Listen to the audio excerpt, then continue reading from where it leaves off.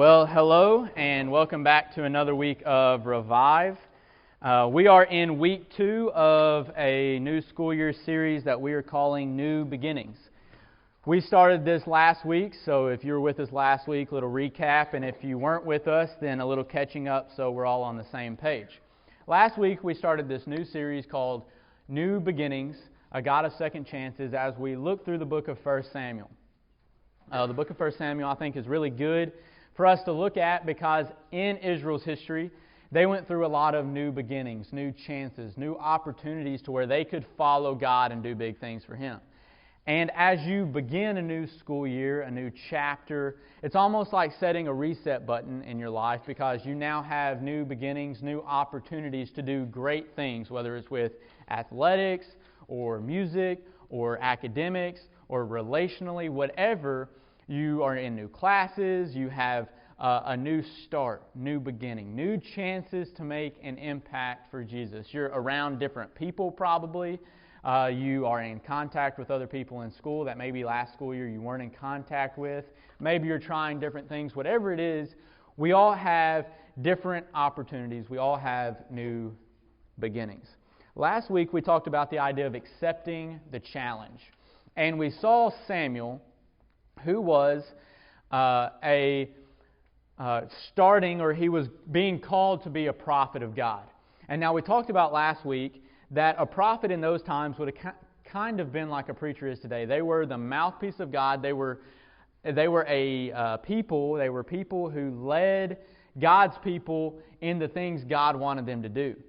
And so they were kind of in between God and man, kind of relaying the message to the people of what God wanted them to do, how they wanted them to live, and those type of things. And so you had different prophets. Well, we saw last week that the word of the Lord was not very common in Samuel's day. And we talked about probably in your school, in your friend group, on your sports team, in the band, whatever you're involved in, whatever club or whatever, chances are you probably don't see a ton of people wanting to live for Jesus. But you had the opportunity last week. Were you going to accept the challenge? And I don't know what this last 7 days have looked like for you. I don't know if you hit the week full blast and really tried to accept the challenge and say, you know what, this new school year with this new beginning, I'm going to do the best I can to lead people to Jesus, either through my words or my actions or just how I treat them, however. But maybe last week, you got back into the school routine and you did the things that you just do every single week. You fell back into a rut, you fell back into what was normal, and you really didn't pick up the baton and run with it like you should have. Well, this week, you have a new opportunity. You have another chance. Are you going to step into the new beginnings that God has for you? And we're going to look at this week the idea of understanding your choices. Understanding your choices, because whether you realize it or not, the choices that you make, even choices that you might think are so small and don't really mean a whole lot, could greatly impact the course of your entire life. So here's a question, and maybe some of you can answer out if you want to. And the question is this: who do you go to for advice when you have to make a hard decision? This is the point where you can talk back. Friends. So you go to your friend group. You go to the person, you text them, Snapchat them, whatever, and you're like, hey, what should I do here? I have to make this decision. Who else do you go to? Your grandparents? Yeah, so you go to your grandparents, you say, hey, what do I need to do in this? How do I need to make this decision? What do you think? Who else? God. You go to God? Yeah, God. What do you have in store for me? What doors are you opening? Are you opening this door, or am I trying to open this door? Is this really what you want me to do? Who else? Parents. Hopefully you go to your parents. Mom, Dad, what should I do here? How should I make this decision? There's a ton of different options. Maybe you go to coaches. Maybe you have a coach in your life or a teacher in your life or whoever it is. You go to people and ask their advice probably. Hopefully you don't try to make all the decisions in your life by yourself. Hopefully you seek guidance, you seek wisdom, but the choices you make are so important. I can remember, like even in the moment, I thought this decision, this choice is really not that big a deal. When I first got to Union, I had the opportunity to serve at a fall retreat. And so I replied to the email that I got. And I mean, if when you get into college, you'll understand this, but especially at Union, we got emails every single day, multiple times a day. It really just spammed your email folder. So the fact, it was definitely God ordained that I even opened and read this email. But I got an email about a ministry opportunity to help out First Baptist Church Lexington. Didn't even know where Lexington was at. Didn't even know there was a Lexington in Tennessee. First Baptist Church Lexington. I read it as needed small group leaders for a fall retreat. So I was like, I haven't been involved in a youth group. I went to Union with the thought and expectation of the church that I get plugged into, because I went to the same church for my entire life. 18 years, even 9 months before I was born, same exact church. Church I grew up in, family church. That was my church. And every church that I went to, I judged through the lens and through the eyes of, is it the same like my home church? As unfairly as that was to every other church. But I wanted to go to a church in college that I could immediately get plugged into and serve. I didn't want to go to a church that I'd be put on a waiting list, fall into the faces, and have to wait to serve. I wanted to be hands-on immediately because I knew that's what God was calling my life to do. God didn't call me to go to school and to just, some people, He calls them to just kind of go and figure out, but I knew God was calling me to go and serve. And so I was like, this might just give me an opportunity to get back into a youth group setting. I hadn't been in it in a couple of months. And so I replied to the email. So I show up to the meeting, and then people were like, yeah, I play bass, and I sing this, and I do this. And I was like, wait a second here. And I quickly found out they needed a band for this fall retreat. They didn't need small group leaders. They needed a band who could lead. And so I quickly found out, as any of you who just stood beside me as we sung those last songs, I'm not musically talented at all. And so, this had to be a mistake. So Ronald was the youth pastor at the time, and I contacted him, and I said, if you need somebody to just help out. Well, a few weeks later, he contacted me, and he said, we don't need you as far as like a small group leader, but we have an intern position. And I had no intention of getting a job my first year. I wanted to serve, but I wanted it to be a volunteer basis because I needed flexibility in my schedule, because I was already at Union on a prayer. And so I knew if I lost a scholarship, if I failed a class, I was done. I couldn't afford to stay there. And so it scared me to death to even think about trying to pick up something else on top of school, because I already felt just overwhelmed. Have any of you ever felt like that before? You get into something, especially at the start of the semester, you see your syllabus, you see all the things that are going to be due. You're trying to figure out your teachers. They start talking about tests. You're sitting in on the first few days of lectures, and you're like, I don't understand a word they're saying. Man, I felt like I was drowning at Union. And so the thought or idea of a job was so far away in my mind.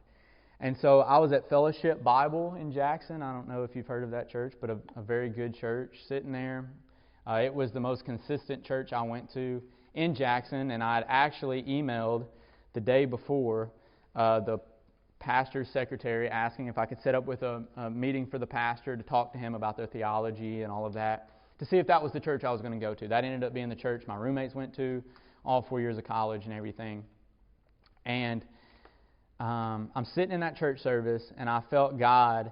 There are moments in your life where God's voice is loud, and then there's moments in your life where God's voice is very quiet and still, and so you're not quite sure, is that really God talking to me, or is that just kind of what I want to do? Well, this was one of the most audible voices I probably ever heard from God besides my salvation and my call to ministry. And I heard God really impress on my spirit. It wasn't like me sitting here talking, but I just really felt God telling me, don't close a door that I'm trying to open for you. If I want this door closed, I'll close this door, but you don't close the door I'm opening for you. And so I'm sitting there and I'm like, okay, God, if this is what you want, you've got me this far, you're providing for me, so this is what I'll do. And here I am 9 years later. And I'm not saying every choice that you have in life has that kind of effect. But I'm saying in that moment, a choice to what, am I going to get a semester internship or not, I never would have thought would have led to where I'm at today. but you have choices in your life that seem small in the moment. Who you date, who you hang out with, who you allow to speak into your life. And right now you might think, I'm 11, I'm 12, I'm 17.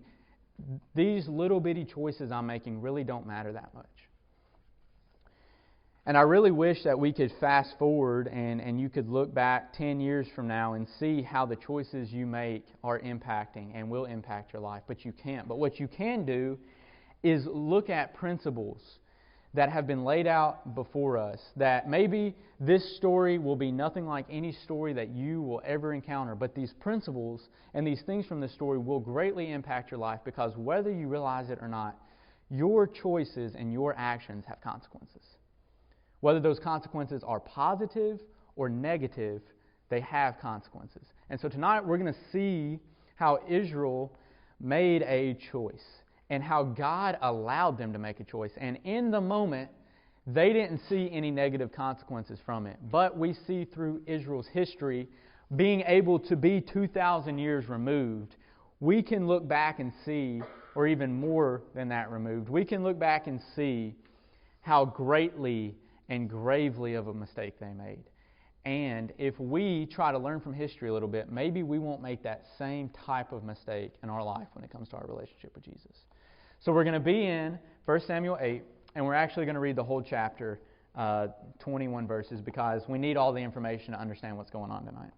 So it says, when Samuel grew up, so whenever we talked about Samuel, initially he was probably like a teenager, probably just like some of y'all's age, he was called to be a prophet. So we see he grew old, he was a great prophet of the Lord, he led in a mighty way. But sadly, we see this all throughout the Bible. Sadly, we see this throughout church life today. Great men of God don't always have children who follow in their footsteps. And we see that same thing happen with Samuel. So he appointed his sons as judges over Israel. His firstborn son's name was Joel, and his second was Abijah. And they were judges in Beersheba. However, his sons did not walk in his ways, and they turned toward dishonest gain, took bribes, and perverted justice. So they were not who you wanted to be your mouthpiece between you and God, because they were crooked, they were corrupt. And so instead of actually like sitting between them and doing what God wanted, they would more do what they wanted and say it was from God, not the type of people you wanted over you. So it says, so all the elders of Israel gathered together and went to Samuel at Ramah. And they said to him, look, you are old and your sons do not follow your example. Therefore appoint a king to judge us, the same as all the other nations have. And when they said, give us a king to judge us, Samuel considered their demand sinful. So he prayed to the Lord. But the Lord told him, listen to the people and everything they say to you. They have not rejected you, they have rejected me as their king. They are doing the same thing to you that they have done to me since the day I brought them out of Egypt until this day, abandoning me and worshiping other gods. Listen to them, but you must solemnly warn them and tell them about the rights of the king who will rule over them. So Samuel told all the Lord's words to the people who were asking for a king. He said, these are the rights of the king who will rule over you. So pretty much if you decide that this man is going to be in charge of you instead of God being in charge of you, these are the consequences of the choices you're making. He will take your sons and put them to use in his chariots, on his horses, or running in front of his chariots. He can appoint them for his use of commanders of thousands or commanders of 50. He can command them to plow his ground or reap his harvest or to make his weapons of war or the equipment of his chariots. He can take your daughters to become perfumers or cooks or bakers. He can take your best fields. He can take your vineyards. He can take your olive orchards. And he can just give them to his servants. He can take a tenth of your grain and your vineyards and give them to his officials and his servants. He can take your male servants, your female servants, your best young men, your donkeys, and use them for his own work. He can take a tenth of your flocks, and you yourselves can become his servants. When that day comes, you will cry out because of the king you've chosen for yourselves. But on that day, the Lord won't answer you. So he's saying, right now, you got it easy. Look at all the things you got now. You got servants, you got land, you got crops, you got kids. And who do you have as your king? You have God, the being who created you all, who has unconditional love for you, who wants nothing else but to be in a relationship with you and wants the best for you. That is who is your king and your ruler and your leader. But now you're saying you want this earthly king.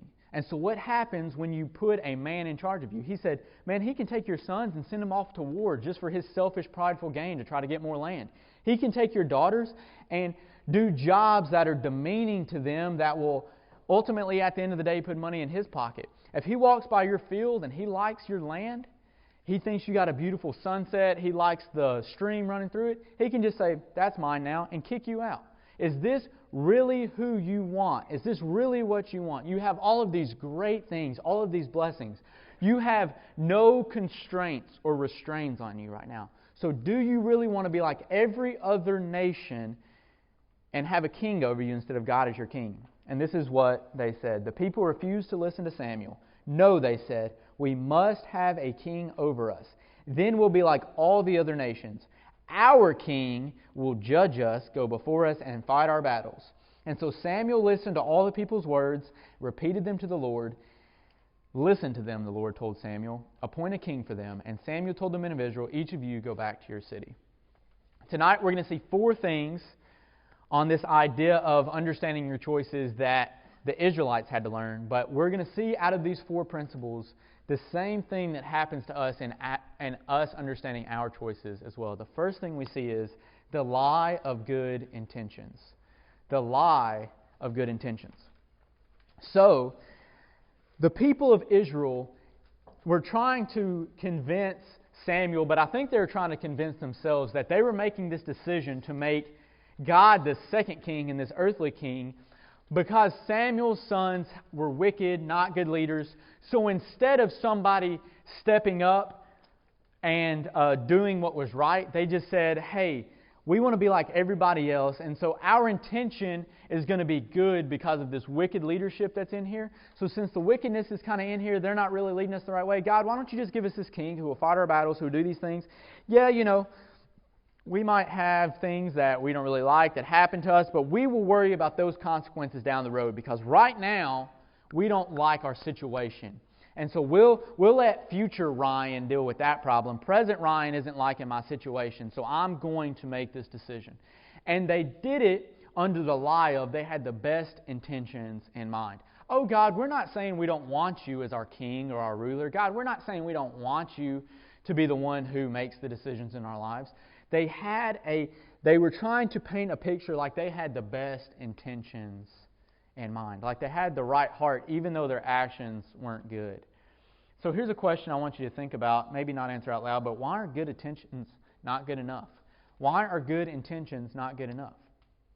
If intention never boils over to action, then it's worthless.